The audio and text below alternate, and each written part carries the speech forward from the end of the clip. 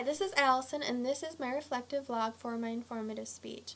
I just have a couple of questions that I'd like to answer regarding my presentation.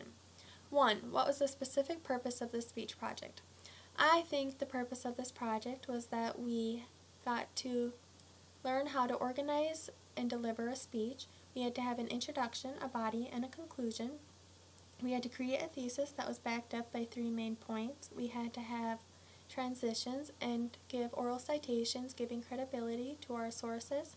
I also think this was a narrative PowerPoint to kind of ease us into public speaking, since this was our first major speech project. 2. How did you feel going into the speech project and why?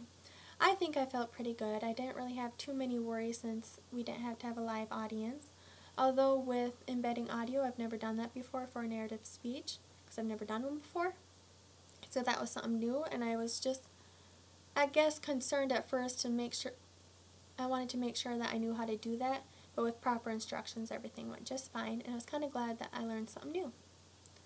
3. Did you experience speaker's anxiety and why? What could you do to reduce speaker's anxiety next time you give a presentation? For this presentation without having an audience, I guess I didn't have any speaker's anxiety. I know that sometimes I can talk too fast and I need to just learn to slow down and have pauses.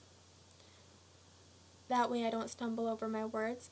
I can kind of just, to fix that problem, just kind of relax, kind of take a deep breath, pause when I can, slow down when I'm talking, and I think my speaking would be a little better. 4. Was your technology adequately prepared? What could you have done differently or better? I would have to say my technology was adequately prepared.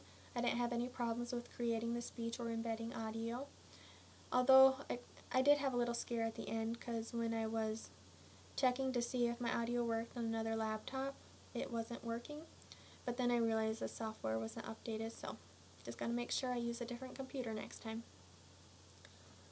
5. In terms of structure and organization, what elements felt natural to you, what felt odd, and why? I'd have to say for what felt natural was the body of the speech.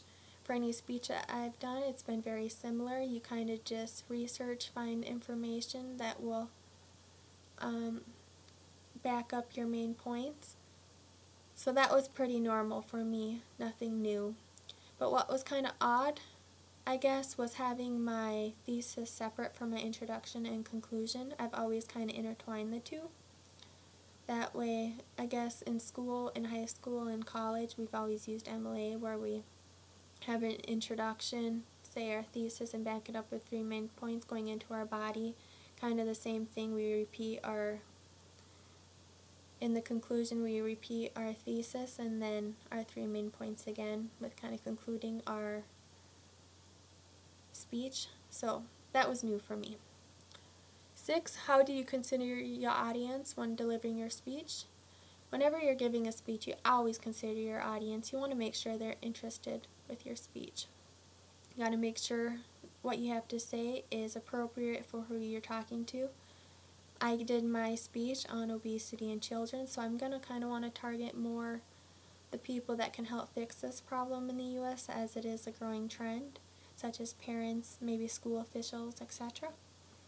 7. What do you do in your speech that worked? What didn't work? What areas can you target for improvement?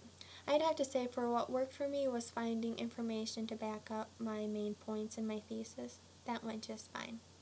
For what didn't work is I learned that I talk too much. I need to kind of summarize more so I can get within the length of time that is recommended, so I don't have to keep repeating my speech over and over to get in the time limit.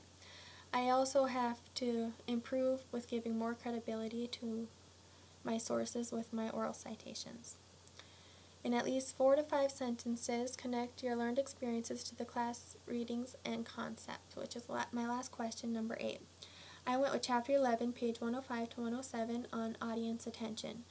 For a speech, we need to have attention getters. It is really important to have appropriate attention getters because you don't want to lose your audience right away. It is important that you get their interest. For me, I did 2 different ways of asking a question of yes or no, getting their kind of attention, asking if they know any overweight kids. And then also I kind of told a story, a true story about a girl that lost a lot of weight and why it was important that she did so. And I started that in my introduction and conclusion, so it kind of wrapped up my my speech really well. So that's what I did from the chapters. But that is my presentation. I hope you liked it. Thank you.